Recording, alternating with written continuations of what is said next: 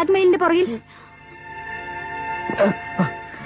പറ ഡോക്ടറെ, ഞാനായിരുന്നു ബ്ലാക്ക് മെയിലിന്റെ പുറകില്. പറയാൻ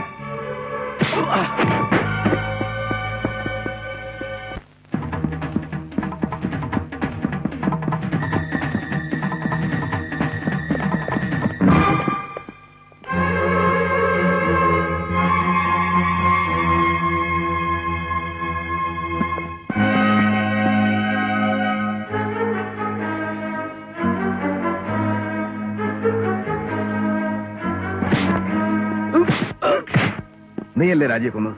പറയണോ, നീയല്ലേ രാജിയെ കൊന്നത്? മോഹനല്ല, ഞാനാ രാജിയെ കൊന്നത്. ഞാന് ആണെന്നാണ് മാലിനിയുടെ വിശ്വാസം. പക്ഷെ സംഭവിച്ചതല്ല. പറയണോ, പറയടാ, എന്തിനാ രാജിയെ കൊന്നത്?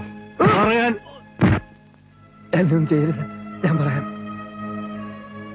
രാജയെ വെടിവെച്ചിട്ട് മാലിനി നേരെ എന്റെ അടുത്തേക്കാ വന്നത്.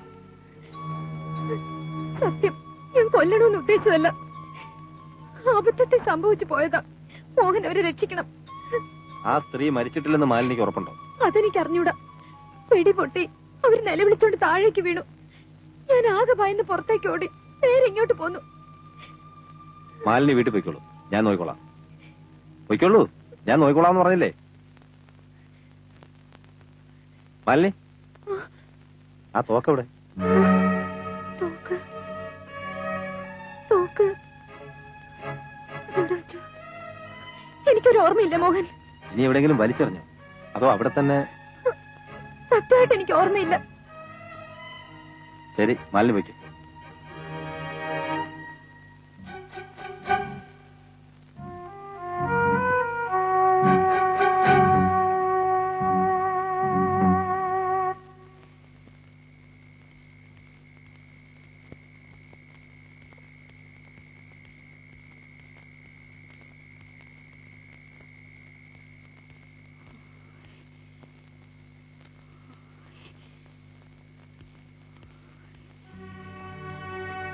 സാർ, തോക്ക് കിട്ടിയില്ല.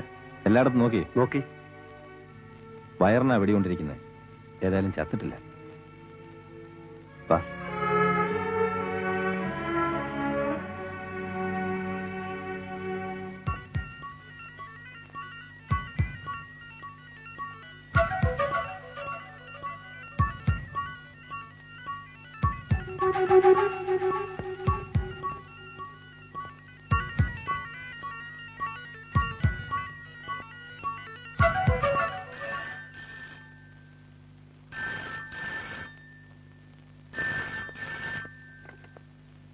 ഹലോ, ഞാനാ മാലിനി. എങ്ങനെയുണ്ട് മോഹൻ? എങ്ങനെയുണ്ട്? പറയൂ മോഹൻ, പ്ലീസ് പറയൂ.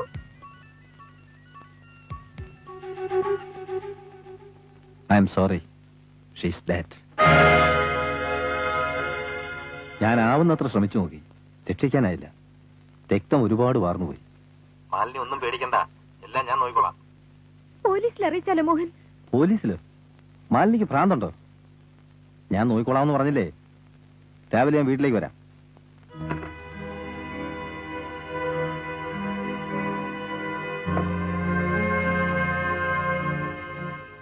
ഇനി ജീവിതകാലം മുഴുവൻ മാലിനി എന്റെ ചൊൽപ്പടിയിൽ നിൽക്കും.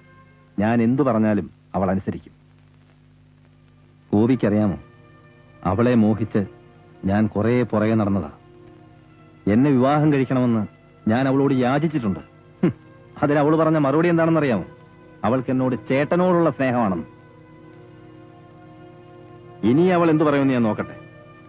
അവൾ മാത്രമല്ല, അവളുടെ സ്വത്തും എനിക്കുള്ളതാണ്. അപ്പൊ ഇവളോ സാർ?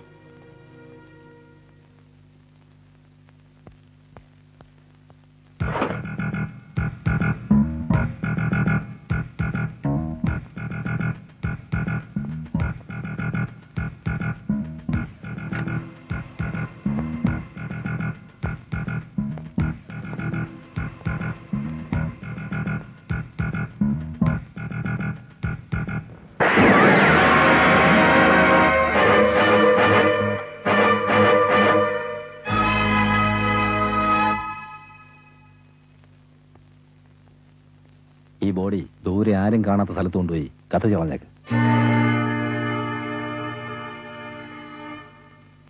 ആർക്കും സംശയം തോന്നാതെ തന്ത്രപരമായി കൊല്ലാൻ വേണ്ടിയാണ് ഇയാൾ ലതയെ ഇവിടെ കൊണ്ടുവന്നു. ബ്ലാക്ക് മെയിലറെ കൈയോടെ പിടിക്കാനായിട്ട് ലതയെ നിർബന്ധിച്ച് ഇവിടെ കൊണ്ടുവരിക, സംശയം തോന്നാത്ത രീതിയിൽ കൊല്ലുക. അഥവാ ആരെങ്കിലും സംശയിച്ചാൽ തന്നെ പറ്റിക്കാൻ ശ്രമിച്ചതിന് ഏതോ ബ്ലാക്ക് മെയിലർ കൊന്നു എന്ന് വരുത്തി തീർക്കുക. അതിനുവേണ്ടിയാണ് പൈസ മുഴുവൻ വെക്കാതെ നടുക്ക് കടലാസ് ബണ്ടിൽ വെച്ച് 2 സൈഡിലും 100-ന്റെ നോട്ട് വെച്ചത്. എന്നാലേ പറ്റിച്ചൊന്ന് മനസ്സിലാവുള്ളൂ. അതുപോലെ കൊല്ലപ്പെട്ട രാജിയുടെ കാര്യം പറഞ്ഞ് ആരോ ലതയെ ഭീഷണിപ്പെടുത്തിയിരുന്ന കാര്യം മാലിനിക്കറിയാം.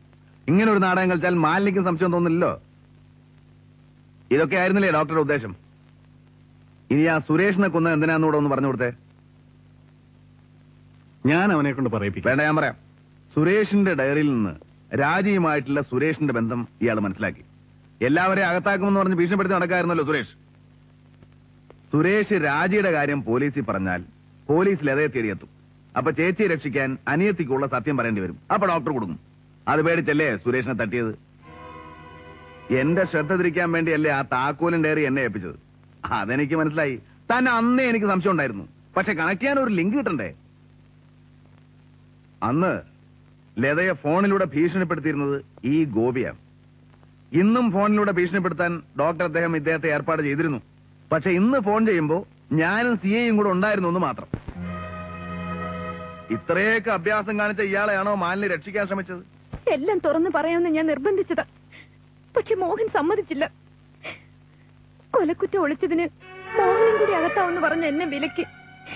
ഞാനത് വിശ്വസിച്ചു. മോഹൻ എന്നെ സഹായിക്കുകയാണെന്ന് ഈ നിമിഷം വരെ ഞാൻ കരുതിയത്. അയാളുടെ മനസ്സിൽ ഇങ്ങനെ ഒരു ദുരുദ്ദേശം ഉണ്ടെന്ന് ഞാൻ ഒരിക്കലും വിചാരിച്ചില്ല. എന്നോട് ക്ഷമിക്കണം ചേച്ചി, എന്നോട് ക്ഷമിക്കണം. സാരമില്ല മോളെ, സാരമില്ല.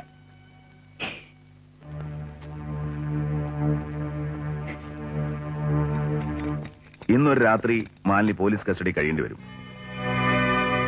വിധിയാണെന്ന് കരുതിയാൽ മതി. നാളെ രാവിലെ തന്നെ ജാമ്യത്തിനുള്ള എല്ലാ ഏർപ്പാടും ഞാൻ ചെയ്യാം. ഭയപ്പെടണ്ട, എല്ലാം ഞാൻ നോക്കിക്കോളാം.